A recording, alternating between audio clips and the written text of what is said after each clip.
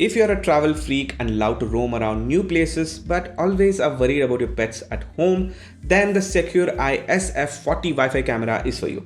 Let's take a look at the box. It comes in a cardboard box packaging with all the features on the sides. Here, inside you get the S-F40 camera, a 1 meter micro USB charging cable and a 5 volt 1.5 amp adapter. You also get a set of screws and a wall clamp adapter. Using this, you can wall mount the camera anywhere. And finally, a user guide is present.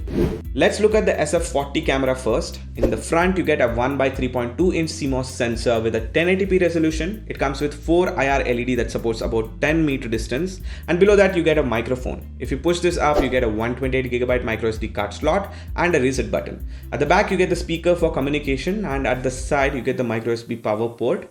This supports a pan of a complete 355 degrees and a tilt of 95 degrees. And it supports 2.5 GHz bands on the Wi-Fi. Next, let's look at the setup and installation. First, download the Secureye Falcon Plus app from the Google Play Store or the App Store depending on your phone. Next, register with an account by providing all the details. Then you need to use the provided adapter and cable to plug into a power socket and connect the micro USB port to the SF40. Now the camera will rotate and prompt something like this. Please use mobile phone for Wi-Fi configuration. Then on the app, click on the plus icon on the top right corner. And there are two ways. First, through network device. By clicking on this option, you will be further asked to scan a QR code, which is present at the bottom of the main camera body. Then you will be prompted to a sonic configuration where you will have to make sure that the mobile volume is at full. Now it will open up a Wi-Fi prompt. You will have to simply input your Wi-Fi password here. Keep the camera and phone under 20 centimeter range and the automatic sonic configuration will be set up. Please wait for internet connecting. And you're connected. Second option is as a standalone device or an AP mode.